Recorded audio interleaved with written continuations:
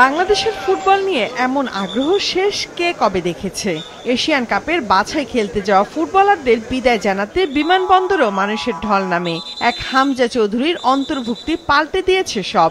দেশের মানুষ এখন ফুটবল নিয়ে স্বপ্ন দেখতে শুরু করেছে। তাই তো স্লোগানে স্লোগানে মুখরিত বিমানবন্দর এলাকা। ভারতের শিলংয়ের উদ্দেশ্যে দেশ ছাড়ার আগে ফুটবলাররাও জেনে গেল এবার দেশবাসী আছে তাদের পাশে। হামজাকে টিম বাস থেকে নামিয়ে বিমানবন্দরের ভেতরে পৌঁছানোটা রীতিমতো চ্যালেঞ্জিং ছিল নিরাপত্তা বাহিনীর জন্য। দর্শকদের এই চাপ দেখিয়ে হয়তো এবার আর গণমাধ্যমের সঙ্গে হামজাকে কথা বলতে দেয়নি টিম ম্যানেজমেন্ট। তবে দলের বাকিরা জানালেন হামজা চৌধুরী দলে থাকায় তাদের সবার মধ্যে এবার বাড়তি আত্মবিশ্বাস। যেহেতু নতুন করে টিমে জয়েন করছে হামজা চৌধুরী, সো অবশ্যই একটা বাড়তি একটা আমাদের টিমের একটা যে বর্তমান টিমের যে কন্ডিশন, আমি মনে করি আমরা একটা ভালো একটা রেজাল্ট করতে পারবো।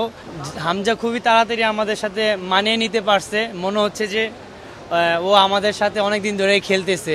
গতকালকে আমাদের সাথে সে অফিসিয়ালি ট্রেনিংয়ে অংশগ্রহণ করে। আমার কাছে মনে হয় সে দেখেন খেলার মাঝে আছে এবং খেলতেছে, রেগুলার খেলতেছে।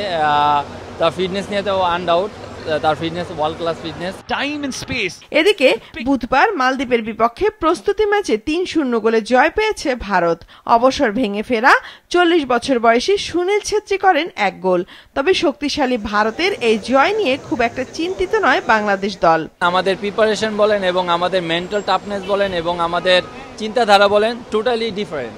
এটাই আমার কাছে মনে হয় বড় ব্যাপার এবং আমাদের চিন্তা ভাবনা হলো উইনিং মেন্টালিটি। জয় দিয়ে যেন শুরু করতে পারি, হামজাকে যেন এই জয়টা আমরা দেশি প্লেয়াররা দিতে পারি, যারা আমরা লোকাল প্লেয়ার আছি, যেহেতু ইংলিশ প্রিমিয়ার লিগ খেলে। হামজা বাংলাদেশে আসছে, এটা বাংলাদেশের ফুটবলের জন্য খুবই একটা পজিটিভ সাইন।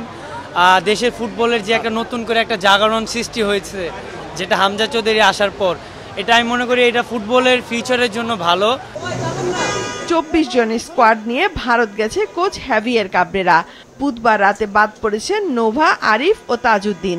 দলে একেবারে নতুন মুখ এখন হামজা ও আল আমিন। আমরা অনেকেই অনেকবার আসছি, কিন্তু এইবার আমাদের সাথে যে হামজা আসাতে আমাদের আপনারাই দেখছেন অ্যাটমসফিয়ার কিন্তু অলমোস্ট সব চেঞ্জ। তো আমি মনে করি সেই জিনিসটাকে আমাদের কিন্তু একটা বাড়তি উদ্দীপনা যোগাচ্ছে।